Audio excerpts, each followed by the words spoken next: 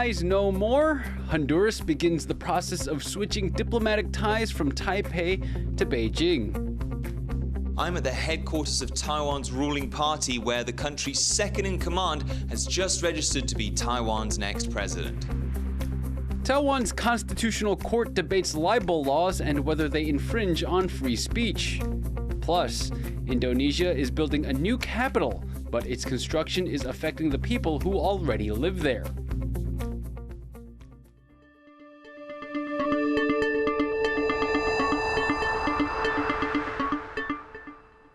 A warm welcome to TaiwanPlus News. I'm Leslie Liao.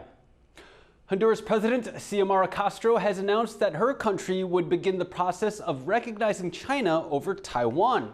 Beijing demands any country it has formal ties with to not recognize Taipei. As Bing Wang reports, the move brings an end to more than 70 years of continuous diplomatic relations with Taiwan. On Wednesday morning, March 15th, Honduras President Xiomara Castro posted on Twitter that she would officially open relations with China. This means that Honduras will break off its diplomatic relations with Taiwan. Both Beijing and Taipei have claimed to represent all of China, and to this day neither allows for international recognition of the other. This comes 14 months after Castro was sworn in as the leader of Honduras. Taiwan has 14 diplomatic allies, including Honduras. During her campaign, Xiomara Castro said that she would break off ties with Taiwan in favor of China. She later backtracked on that position. This is the first time Xiomara Castro has made an announcement about Taiwan since taking office. Honduras and Taiwan have shared diplomatic relations since 1941. 但是主要就是说，洪都拉斯受美国的影响很大。 知道吗？因为我们有美国的支持，而且美国在那边有军事基地，对美国来很重要。就是洪都拉斯跟我们维持邦交是比较符合美国的利益。 Should the diplomatic rupture go through, Honduras will become the second country to break relations with Taiwan since President Tsai Ing-wen began her second term in 2020, but the ninth since she took office in 2016. Nicaragua is the latest country to sever ties with Taiwan, which happened in December of 2021. The announcement will leave Taiwan with just 13 formal diplomatic allies. The majority of those are Honduras' neighbors in Central America and the Caribbean. Hondurans in Taiwan are worried about how this will affect their status.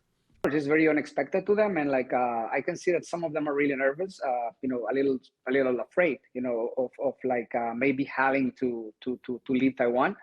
And many of them are asking me the question, what can they do to stay, even if the relationship breaks? Like, if there any possibility that they are able to stay in Taiwan because they don't seem too willing to go to China. TaiwanPlus reached out to the Honduran embassy in Taiwan, but they said they had no comment on the matter. The foreign ministry summoned the Honduran ambassador and warned that Honduras should not fall into China's trap. 而中国与宏国发展关系的唯一目的是要压缩我国的国际空间，并无心也无意发展推展对宏国人民有益的合作，请宏方认真审慎考虑，切勿落入中国圈套，做出损及台宏多年友谊的错误决定。 There's also concern that Paraguay, Taiwan's last remaining ally in South America, may also break diplomatic relations after its general election next month. The loss of another ally will sting Taipei, but the country has developed friendly informal relations with democracies around the world, and authorities here say they will continue to develop these unofficial ties. Leon Lien, Sally Jensen, and Bing Wang for TaiwanPlus.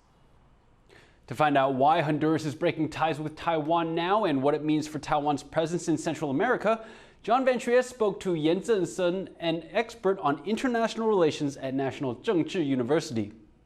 Taiwan and Honduras have had relations for over 80 years now. What has Honduras gotten out of this relationship? Why have they stayed on so long when so many others have jumped ship? Well, of course, we always have assistance, provide all kinds of various type of assistance, including medical team, agricultural team. We have so many Honduras students in Taiwan. We have, have a very substantial relations. In the past, we have Honduras military officers coming to Taiwan to receive some kind of courses But China is trying to use more we call infrastructure type of assistance, which we cannot match right now. We just simply don't have the kind of resources or experiences right now to do that. I think maybe there will be a soccer stadium, on the pipe sometimes if it has established relation with China. We know it's probably the dam, the river dam. So this will happen. But in addition to that, there will be, I think in the future, there will be something that as part of the so-called China's Belt and Road Initiative, it will include Honduras in it. So is this a sign of declining U.S. influence in the region? Yeah, that's how I feel with the passing of the so-called Taipei Act. The United States basically threatened those countries that if you broke relation with Taiwan, you're not going to expect assistance from the U.S. Still, Honduras decided, maybe, they will do it, sooner or later. But this is where I think we will find maybe the U.S. so-called bargaining powers, or the kind of leverage against China is not as strong as we think, even in the backyard. The Taipei Act was passed after El Salvador broke relation, but Nicaragua, did that, and now 2 years ago, and now we worry about Honduras as well. In your view, are other countries in the region set to follow, and is there anything at all Taiwan can do to shore up its ties? My recommendation, just a few months ago, have been this one. I said, if Taiwan, we have been allocated with 30,000 immigrants a year by the U.S., and in the past, we almost exhausted all the numbers, but now, in recent times, sometimes we didn't finish using all those. I asked our government to try to negotiate with the U.S. and saying, can we transfer those for our diplomatic ally in Central America? That will be a good use of our, immigration quota for a better use to maintain diplomatic ties. Once again, that was John Van Trieste speaking to Professor Yan Zhengsen of National Zhengzhi University. 16 Chinese warplanes have been spotted around Taiwan over the past day. The planes entered Taiwan's Air Defense Identification Zone, or ADIZ. The zone is not territorial airspace, but serves as a buffer for security purposes. The Chinese flight group included 1 radar plane, 3 drones, 11 fighter jets, and 1 anti-submarine helicopter. China considers Taiwan part of its territory and often sends warplanes into the ADIZ as a form of military pressure. Taiwan's military says it is monitoring the situation. Taiwan's military is holding live fire exercises in the southern county of Pingtung. The 99th Marine Brigade began the exercise on Tuesday night with target practice in the Baoli Mountains. They were supported by Air Force fighter jets and Army helicopters. The drills are the second largest military exercise in Taiwan after the Hanguang exercises. They are intended to test the military's battle readiness following an uptick in Chinese military activity around Taiwan. Parents are voicing concern about proposed revisions to Taiwan's Mobilization Act. The plan would expand Taiwan's recruitment pool to include all students aged 16 and above in the event of a Chinese invasion. Joyce Tseng has more. Worried parents and educators were given a chance to speak at a public hearing over the All-Out Defense Mobilization Readiness Act on Wednesday. Tensions have been mounting over changes to the law proposed by Taiwan's Defense Ministry in late February. One of the most controversial points is the creation of a roster of all students aged 16 and above in Taiwan. The military say this will help them show the exact number of people that could be mobilized in wartime. This signals an escalation in the country's preparations for a potential attack by China. China claims Taiwan as part of its territory and said it would take it by force if necessary. But people fear the proposed changes will put children in danger.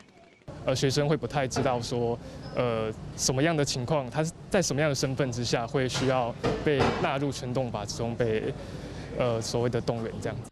Some politicians have also voiced their disapproval. Opposition Kuomintang chairman Eric Chu pledged on March 1st that his party would not let the revisions clear the legislative floor. To ease concerns, the presidential office has explained that the changes would only apply in a wartime emergency and not during peacetime.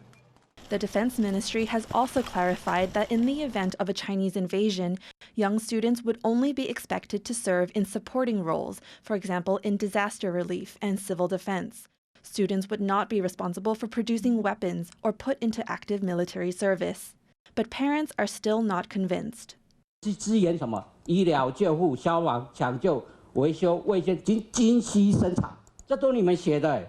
你们有跟我们讲说学生准备好了嘛？把这16岁的孩子都当的是超能嘛？ Currently, high school students have no dedicated training in military defense or first aid. Schools only provide 8 hours of basic national defense education twice a year. The curriculum for those programs is up to each school. 军工厂一样炸，我们看乌克兰战争，俄罗斯的军队、俄罗斯的火箭、匕首飞弹，还有远点的飞弹，就对他的军工厂做轰炸。那如果这个中共也对我们这样，那我们高中生在里面这边做子弹呢，那不是没有前后方之分了吗？ Some educators are asking whether recruiting students would benefit the war effort at all. At the public hearing, the principal of a Taipei junior high school said recruiting retired service members would be more effective. The ministry has already said it would further revise its original plan pitched in late February. As discussions continue, any proposals must still be approved by lawmakers before they can take effect. Kama Xu and Joyce Zhen for TaiwanPlus. A former U.S. national security advisor says an invasion of Taiwan would destroy the country's chip industry. But I think most importantly, what will happen is I think the Chinese will find out that Taiwanese scientists and engineers and executives and entrepreneurs, they don't want to work for the Communist Party of China. They want to have their entrepreneurism and their ability to create freely and innovate. They want to do that in a place like Australia or America. And so I think they'll flee Taiwan if the Chinese capture Taiwan. Robert O'Brien spoke in an interview with Taiwan's central news agency on Wednesday. He also said that Taiwan needs to show a willingness to fight. O'Brien previously stated that if China were to invade Taiwan, the U.S. would destroy Taiwan's chip-making facilities. In his interview with CNA, he said the industry would be taken down by economic sanctions and fleeing talent. Taiwan's vice president is running to be the country's next leader. Lai Ching-te registered as a candidate for the ruling Democratic Progressive Party on Wednesday, and our reporter Stash Butler was there to see it. It's official. Lai Ching-te is running to be the next president. On Wednesday, Taiwan's vice president came here to the ruling Democratic Progressive Party headquarters in Taipei to register as the party's nominee. He used baseball as an analogy to set out his vision for the country. 此时此刻，我们都是台湾队。Team Taiwan， 挺台湾，让我们一起加油，让台湾成为民主世界的 MVP。 Unless there's a last-minute surprise at Party HQ and someone else puts their name forward, Lai will be the DPP's candidate in the election in January. He's running to replace Tsai Ing-wen, who's hit her two-term limit. As Tsai's second-in-command, Lai in many ways represents continuity. On foreign policy, he's echoed Tsai's line on Taiwan's status. Both say Taiwan is already a sovereign state and therefore has no need to formally declare independence. But that stance has not pleased China. Beijing claims Taiwan as part of its territory and has been ramping up political and military pressure against it. I think China maybe will expect him to do a little more on independence issues, but I don't think it'll be that much different. But I think we do live in a very different world than when Tsai Ing-wen took office, in which tensions are much higher now between the U.S. and China. But Lai is by no means guaranteed to win. After 8 years of DPP rule, Taiwanese voters may well decide they want a change in direction, paving the way for the opposition Kuomintang, or KMT. Or perhaps the public might choose a candidate from a smaller group, like the Taiwan People's Party. Both of those parties say they can handle the economy and relations with Beijing better than the current government. We still don't know who those two parties will put forward as candidates for the 2024 presidential race, but whoever runs, one thing's for sure. With Taiwan-China tensions running high, the whole world's eyes will be on the winner. Eason Chen and Stash Butler in Taipei for TaiwanPlus. Taiwan's constitutional court is debating whether the country's libel laws are too strict. The number of defamation cases in the country has doubled in the past 10 years. Charges were dismissed in almost 3/4 of those cases. Some attorneys say the current system allows for accusations of libel to be filed too easily in order to get compensation. They say this is infringing on free speech. 对他人侵害的方式越来越激烈的时候，不是反而应该有其他的嚇阻或者是防止的手段吗？怎么怀疑诽谤罪？ To find out more, TaiwanPlus's Sally Anson spoke to John Eastwood of Iger Law Firm. How strict would you say Taiwan's libel laws are? They're pretty strict. One measure of that is how libel and public insult offenses are still criminal matters, and they're very regularly used by people who have some kind of grievance.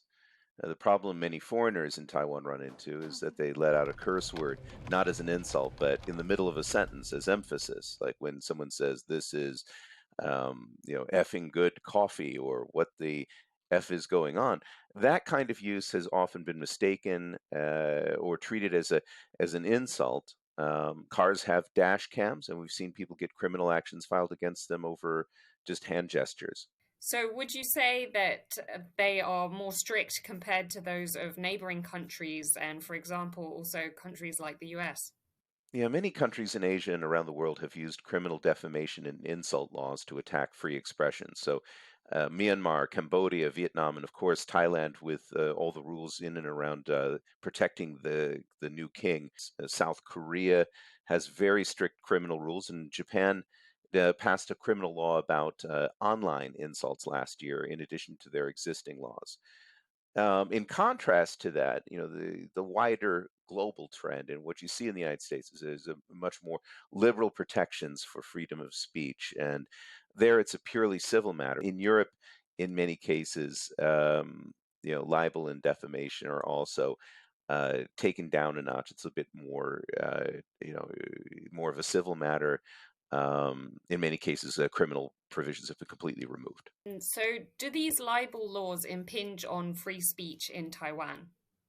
Absolutely. In the martial law era, it was part of the standard bag of tricks used against democracy activists. So the bigger problem is that even in these modern post-martial law days, you see that criminal charges or threats of criminal charges are used to try to intimidate journalists. And we also just generally see way too many criminal cases brought for situations where there really is no basis. And so the Constitutional Court has just held a debate on these laws. How likely do you think that these laws will change after the debate?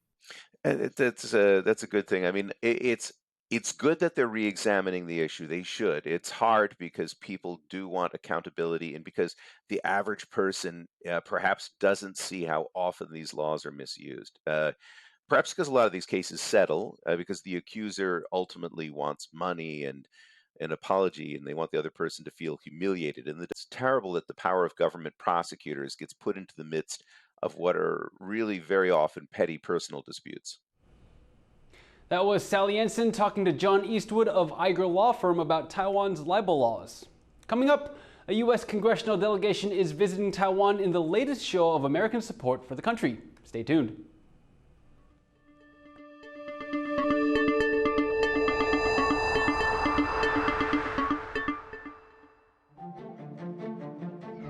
Hello and welcome to Taiwan Talks. I'm Inka Vat.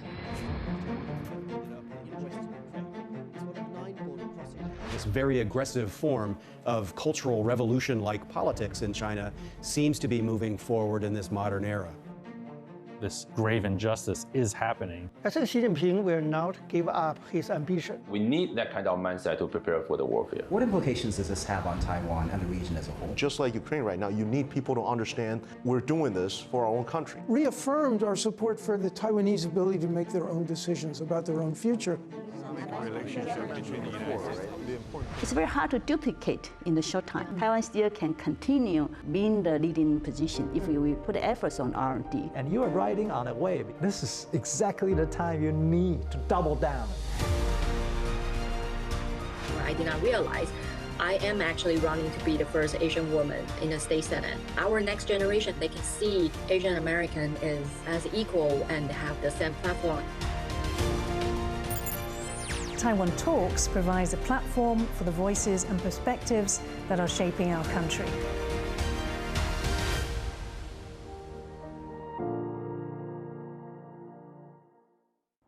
I'm Leslie Liao in Vilnius, Lithuania, and this is TaiwanPlus News, the voice of freedom in Asia.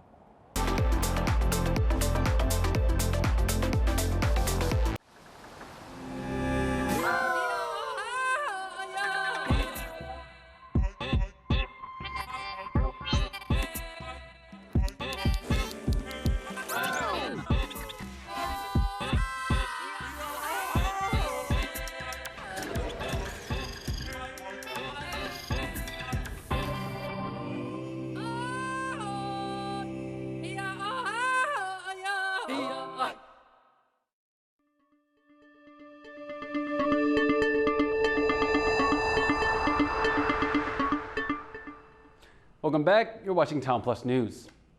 6 U.S. lawmakers have landed in Taiwan for a 2-day visit. They're scheduled to meet President Tsai Ing-wen. The bipartisan delegation of representatives will be the third group to arrive this year. According to the U.S.'s de facto embassy in Taiwan, the group will meet with senior officials to discuss ties between the two countries. Items on the agenda include regional security plus trade and investment. The U.S. lawmakers will leave on Thursday to visit other countries in the Indo-Pacific. Indonesian officials announced in 2019 that the country would build a new capital city. Named Nusantara, the city is set to become the seat of Indonesia's government next year.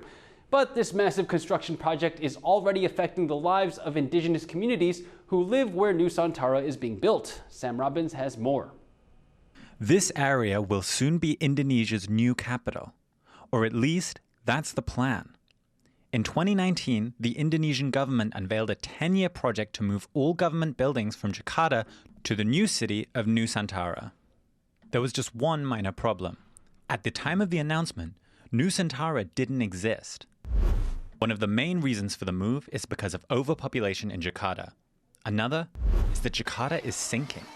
Certain areas of the city are sinking up to 25 centimeters a year.